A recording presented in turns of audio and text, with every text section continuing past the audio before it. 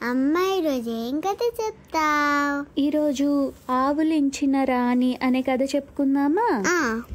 అప్పట్లో విజయనగరాన్ని ఎవరు పరిపాలించేవాళ్ళు?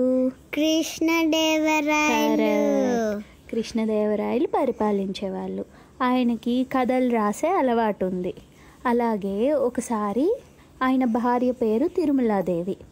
ఆవిడ దగ్గరికి వెళ్ళి కృష్ణదేవరాయలు గారు రాసిన కథని చెప్తూ ఉంటాడు.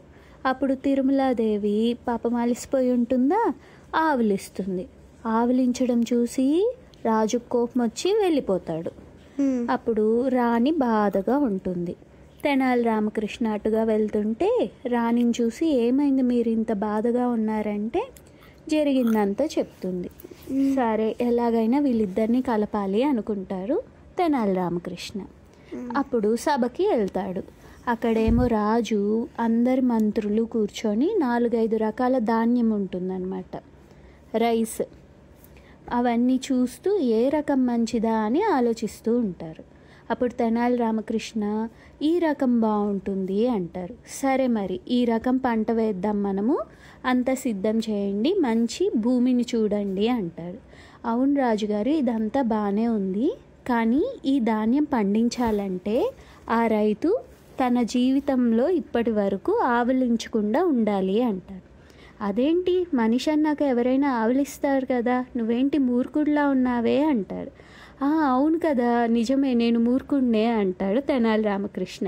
ఈ విషయం నేను ముందు రాణిగారికి చెప్పాలి, నేను మూర్ఖుడిని అంటారు. అప్పుడు రాజుకి అర్థమవుతుంది.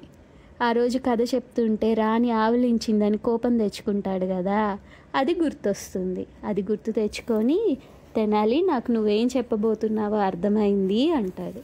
సరే నేను వెళ్ళి రాణితో మాట్లాడతాను అని తెనాలి రామకృష్ణ బయలుదేరుతూ ఉంటే, నువ్వు వద్దులే నేనే వెళ్ళి మాట్లాడతాను అని ఆయన రాణితో మాట్లాడతారు. అప్పుడు వాళ్ళిద్దరూ కలిసిపోయి తెనాలి రామకృష్ణకి ఏం చెప్తారు?